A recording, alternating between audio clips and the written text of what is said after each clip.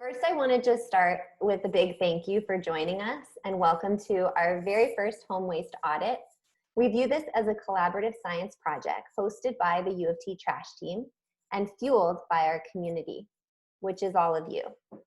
Today, we'll take you through a short presentation that covers who we are, background on waste with a focus on plastic waste, and instructions for our home waste audit. Before we begin, we wanted to take a bit of time to get to know each other and then acknowledge the land upon which we do our local work. So today there are several of us from the U of T trash team online, but there's two of us that are going to be your hosts.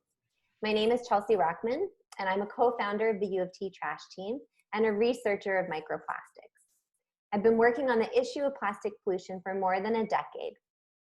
Your second host is Hannah, and I'm going to turn it over to Hannah to introduce herself. Hi, I'm Hannah DeFront, and I'm a member of the U of T trash team and a researcher in Chelsea's lab. You might notice from my accent that I'm not Canadian, I'm from the UK, but I've lived and worked in Canada for nearly 2 years now. And each of you on this call are our fellow scientists for this program. So to help us understand a little bit about the diversity of our data, because our individual waste streams is going to be really important, can everyone type where they're from in the chat box?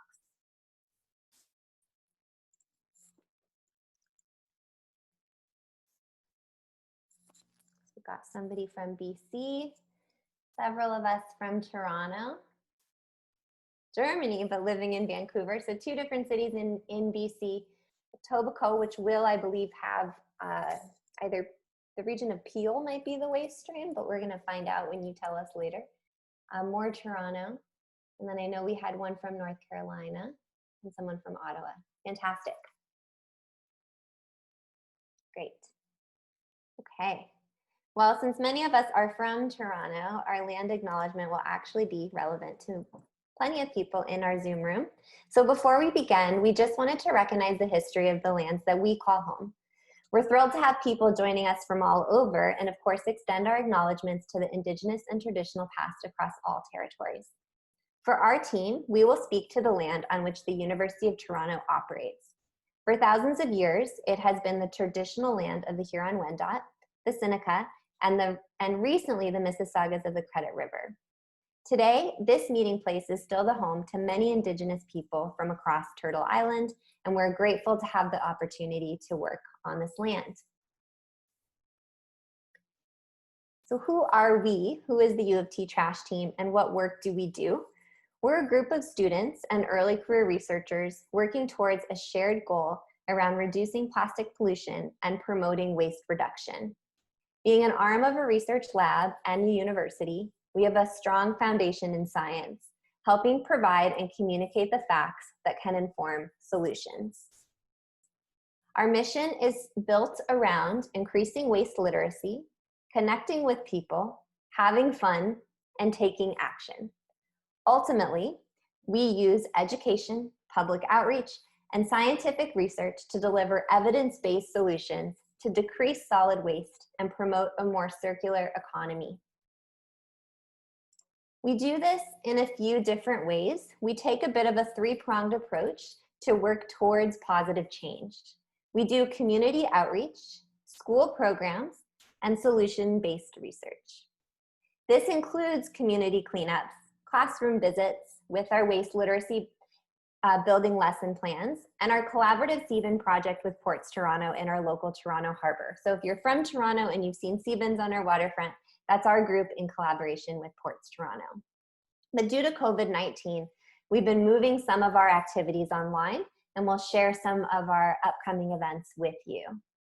So this includes several activities that we've actually been doing this month as part of Plastic Free July. As an outreach program, we're screening microplastic madness to elevate the voices of youth who are fighting hard to help our environment.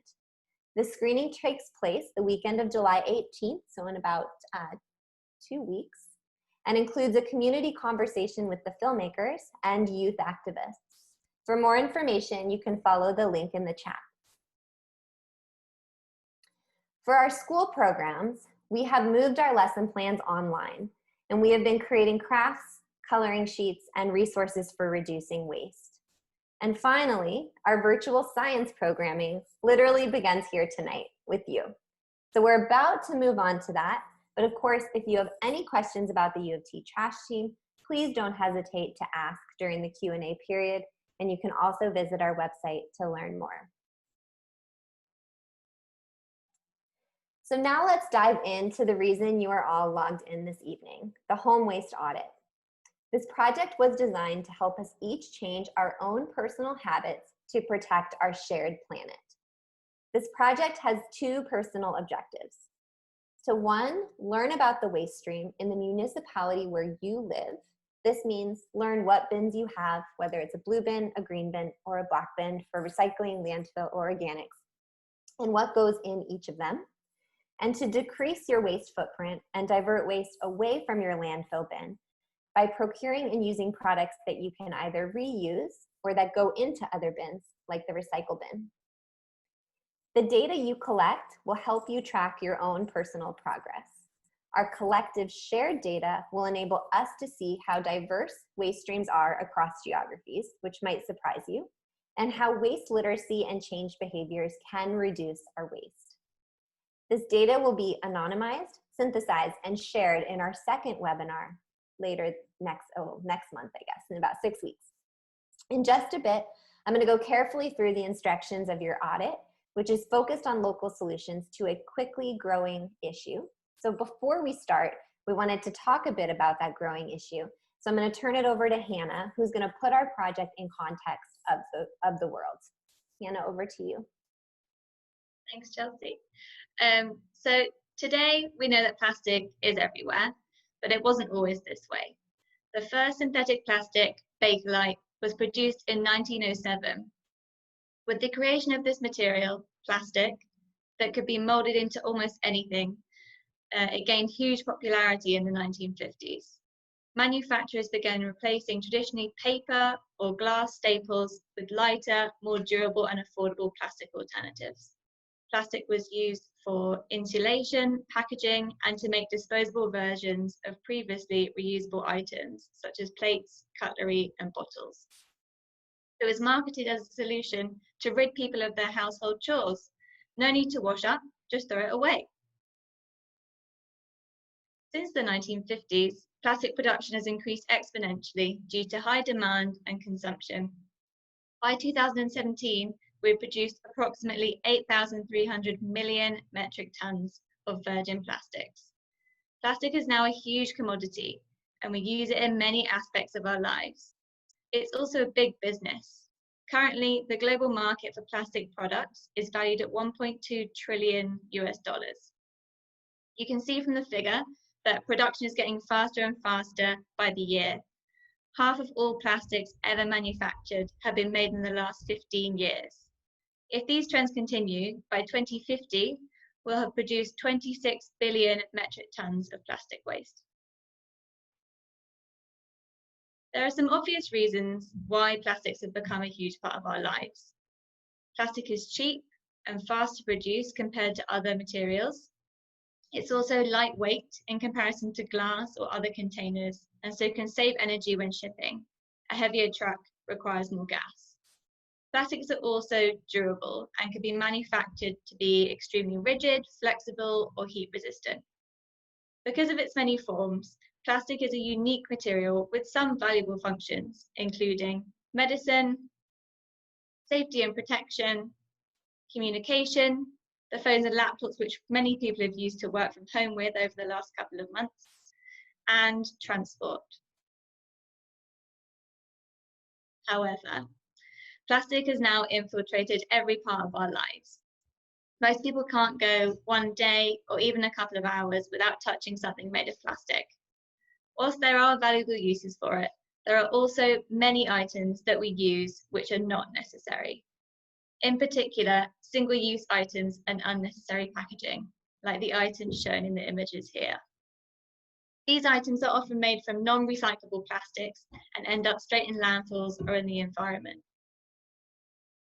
Whilst looking at these images, take a moment to think about if you have used any of these items you can see over the last few days, and think about the possible alternatives you could choose instead.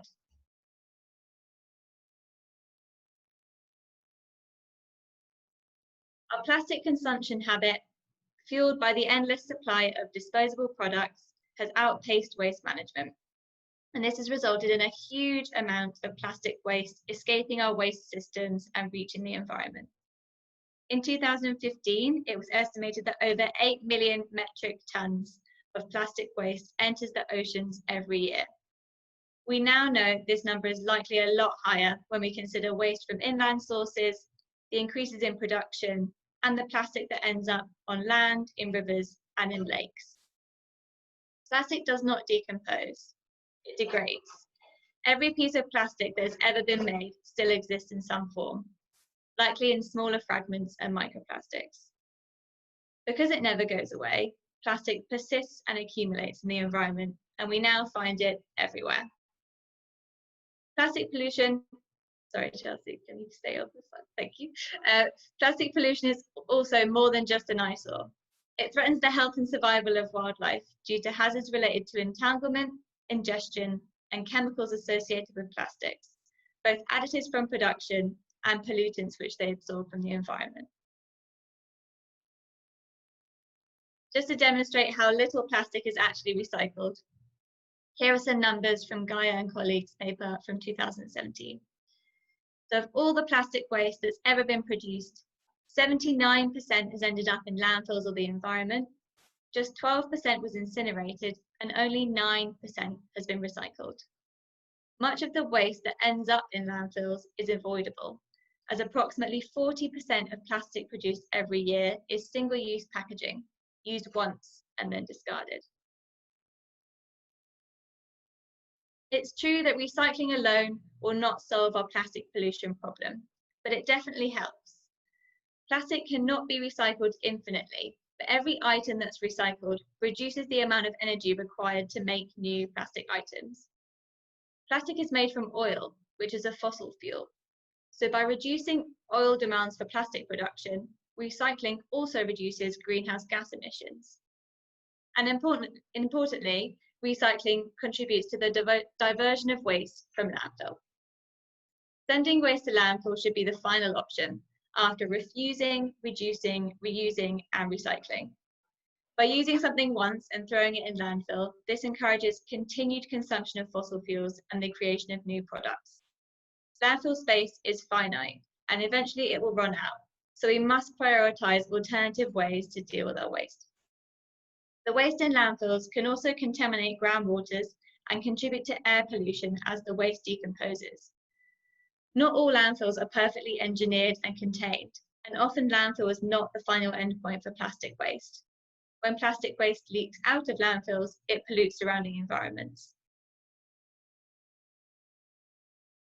On an individual level, there are three main ways we can tackle the problem of plastic pollution in the environment. First is to reduce consumption by using less plastics and not contributing to the need for increased production. Second, we can improve waste management at home and in our local areas. And third, cleaning up pollution from the environment itself. As cleanup events have been restricted in recent months, in this challenge, we are going to focus on how to reduce plastic consumption and improve waste management at home. We strongly believe in the power of the individual. Even small changes you make on an everyday basis can make a huge difference. For example, in Canada, we produce approximately 3.3 million tonnes of plastic waste per year. 85% of this goes to landfill. Much of this waste is single-use plastic, which can be avoided. Voting with your wallet does work, as consumption drives production. So if we refuse single-use items, choose not to purchase something with excess packaging, and we make it known that we do not want these products, eventually we will see less of it on the shelves. It may be economical for businesses to use plastic over other materials, but it's definitely not economical for them to keep making things that no one buys. It's also important to know before you throw and learn which items can go in which bin. We've all had that moment where we're not sure if something should go in the recycling or not. In this situation, many people choose to wish cycle, to throw these items in the recycling bin in the hope that they will get recycled anyway. But in reality, this contaminates your recycling bin, making it less likely that the stuff that should be recycled will be recycled. In Canada, upwards of 25% of the waste put in recycling bins is rendered not recyclable by contamination. It can be confusing trying to remember where to throw your trash, especially as recycling guidelines differ widely between countries, states or provinces, cities, and even municipalities or districts. When I moved to Canada from the UK, I certainly realised how different recycling was between the two countries. Some materials recovery facilities are more advanced and are able to process mixed materials, whereas some can only process certain types of plastic. So it's really important to learn what the guidelines are in your local area. And that leads us into our home waste audit. So I'm going to hand it back over to Chelsea now so she can tell you a bit more about how it's all going to work.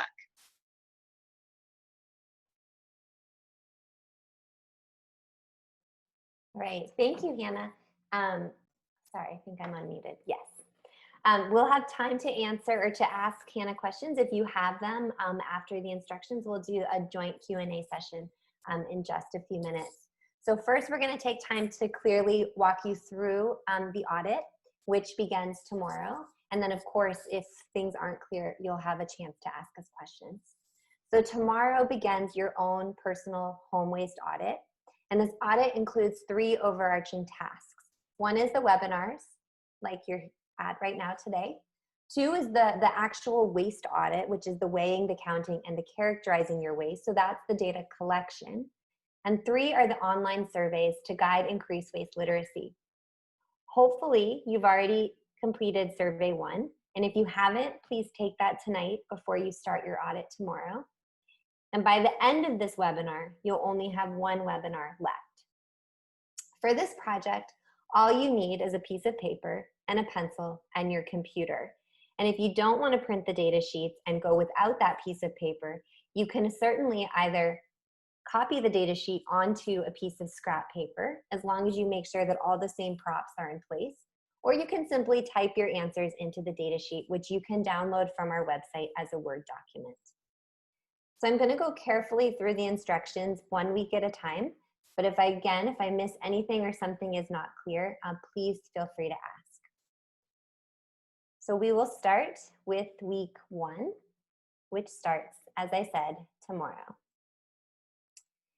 So during week 1, what I meant to say on here is the webinar. So to remind you, you're here on the webinar right now, you're not going to forget it. It will be videotaped for those who can't, and if you have questions, you can go back to it.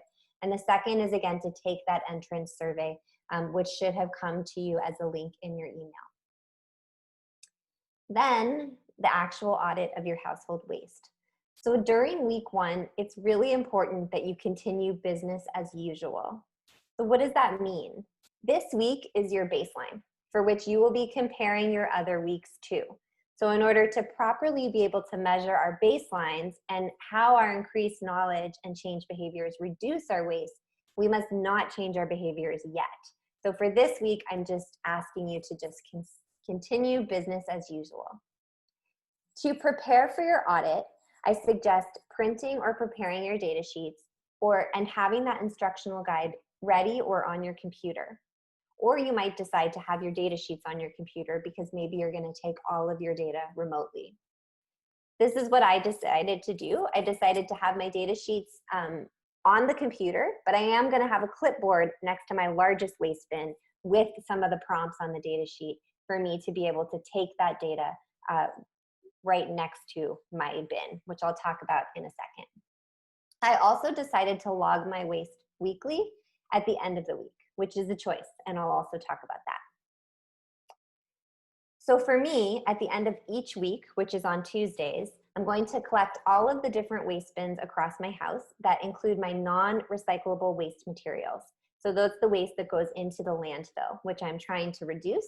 And I'm going to combine them into my biggest bin, which for me is the one in the kitchen on the far right.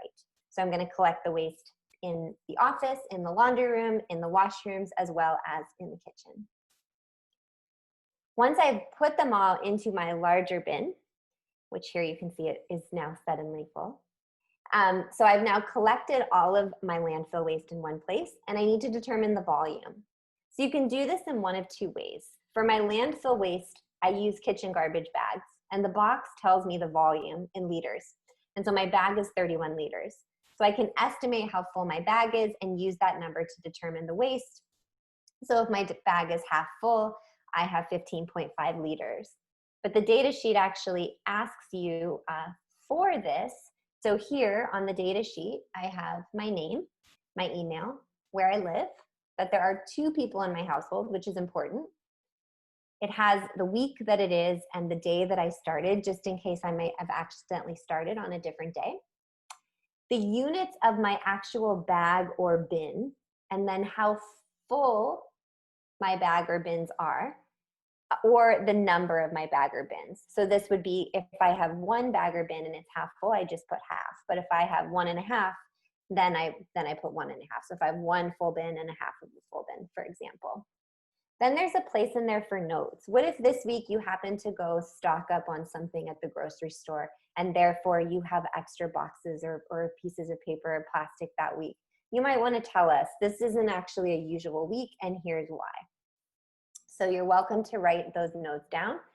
You may also be taking notes that tell us something about your compost bin, which I'll talk about in 1 second because we are not monitoring our compost.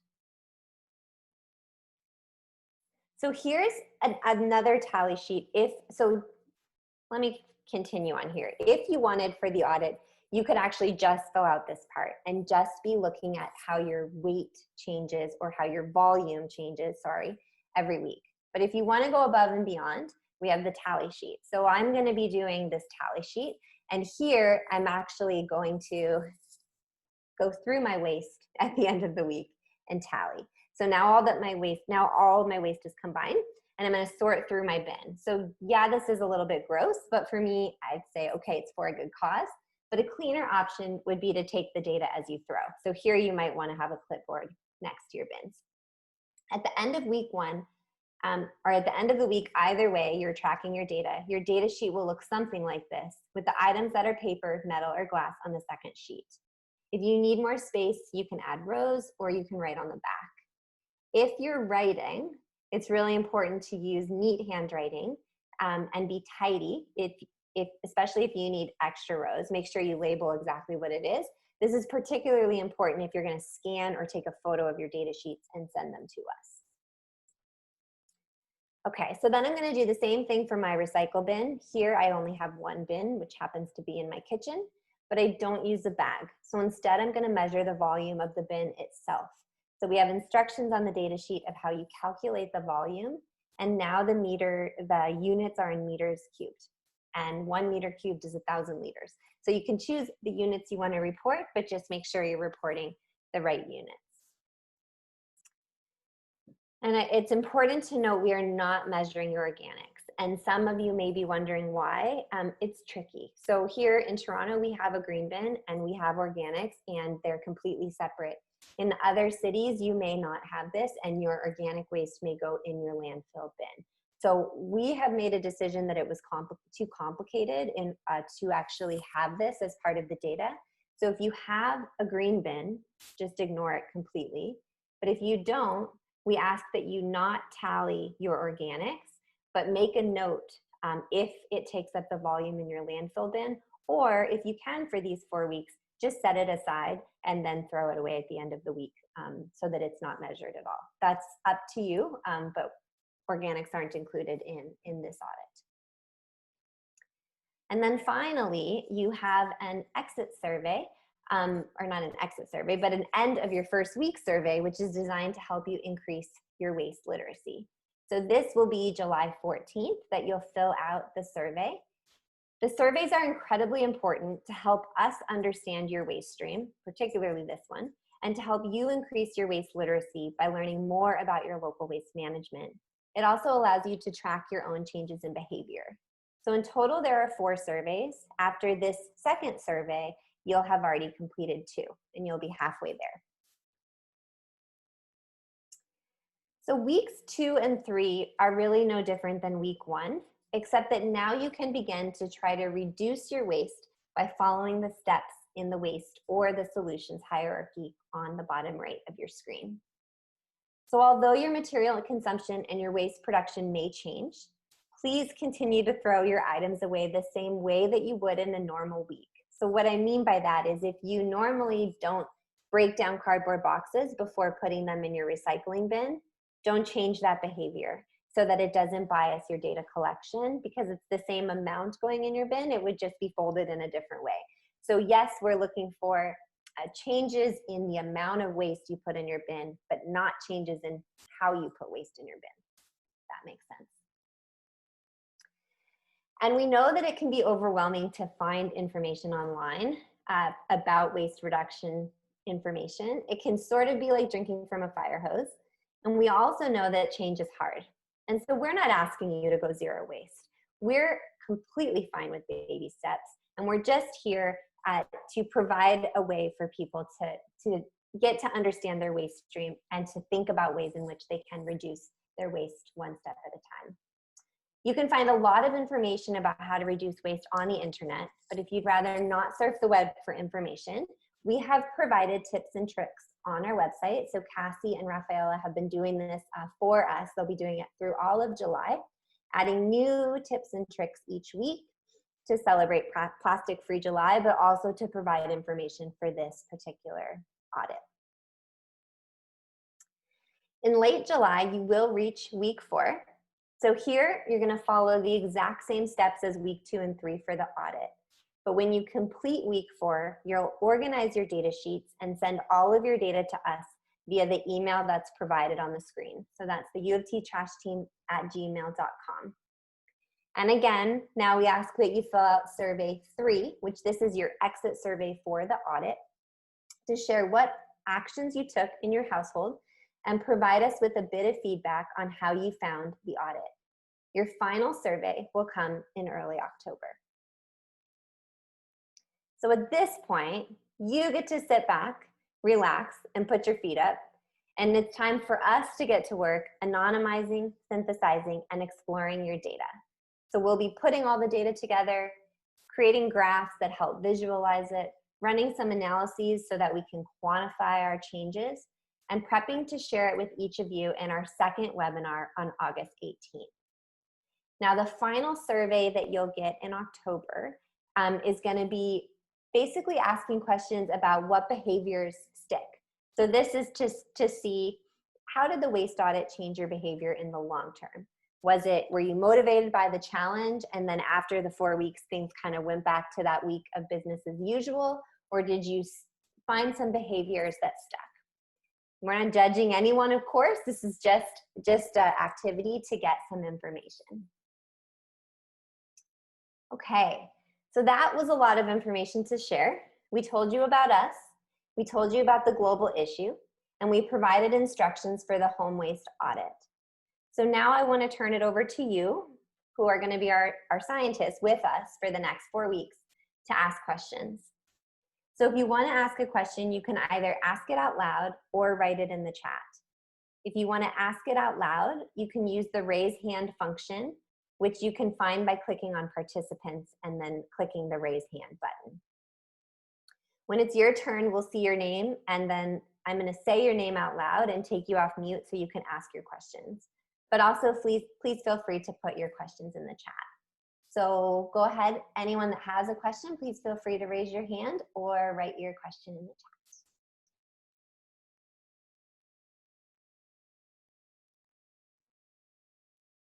Okay, I think we have one question. And this is, if I would normally burn paper in a fire pit, should I keep it to find out the volume for recycling instead? This is a good question, and the answer is no. I would continue to do what you normally do, because this means that you're not normally sending that material to the landfill. You're normally putting that material to essentially it's for incineration. We sometimes use paper to light our barbecue, for example. So no, just continue business as usual for that. Good question. Yes, and if we need to start a bit later, I'm not at home this week, can we? Absolutely, you can. What you'll do is just pay attention to the instructional guide in terms of the surveys. The links will be sent to you to take the surveys. You can take them when you're there. Hannah and I will have, it's about 2 weeks to consolidate the data. So as long as you get it to us no later than maybe a week after the audit, we can certainly include it, maybe even a bit later. But even if it comes after that, we'll still look through your data and show you some information if we plot it. So no problem.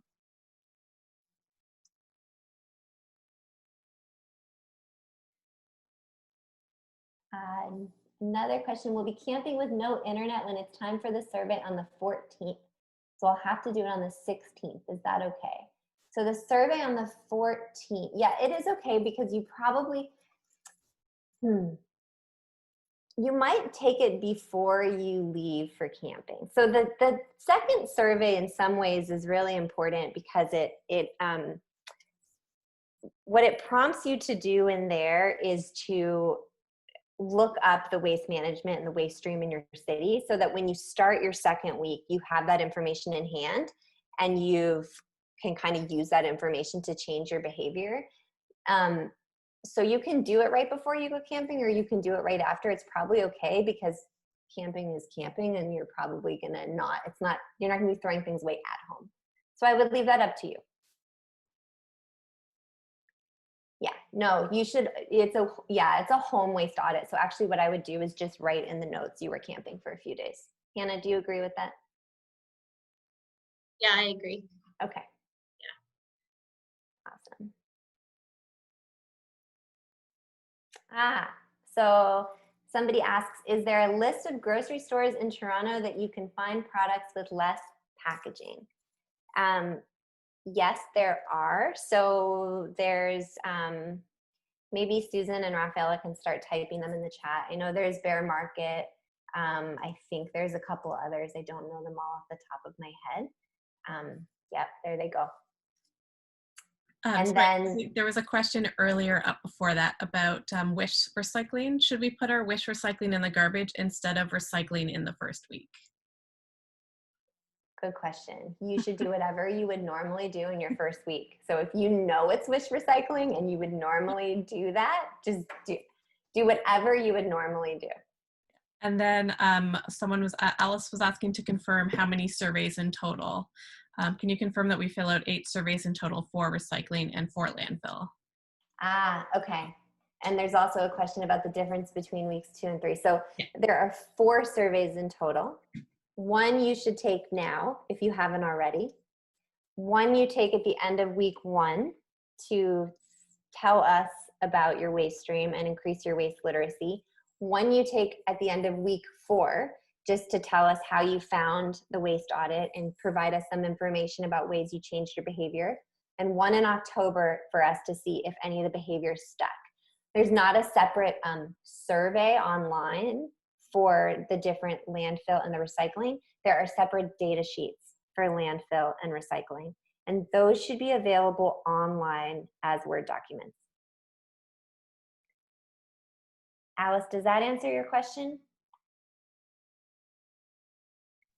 Yeah, thanks. Okay, and your other question, Alice, was what is the difference between weeks 2, 3, and 4? No difference. In terms of how you audit your waste, no difference. And you did mean the data sheets. Yes, there are 8 data sheets in total, 2 per week, 1 recycling, 1 landfill. Thank you. And if you've checked the website for the data sheet, we just noticed we don't have the Word documents up yet, so we'll get them up right after the webinar. You can still download the PDF, but we'll make sure to add those extra worksheets if you wanted to enter them online.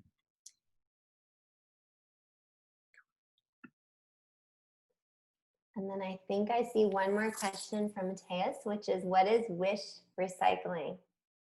So, Hannah, why don't you answer that one because you talked about it. Okay, sure. Wish cycling is when you have an item and you're not sure whether it should go in your recycling bin or not, and you think it's probably best if it goes in the recycling anyway, in the hope that it will get recycled. But really what this does is if you've got an item that shouldn't be recycled and you put it in your recycling bin, it can contaminate your other items, so then they count that as non-recyclable. So it's important, that's why it's important to know which items should go in your recycling bin and which items should go in landfill, so you're not contaminating.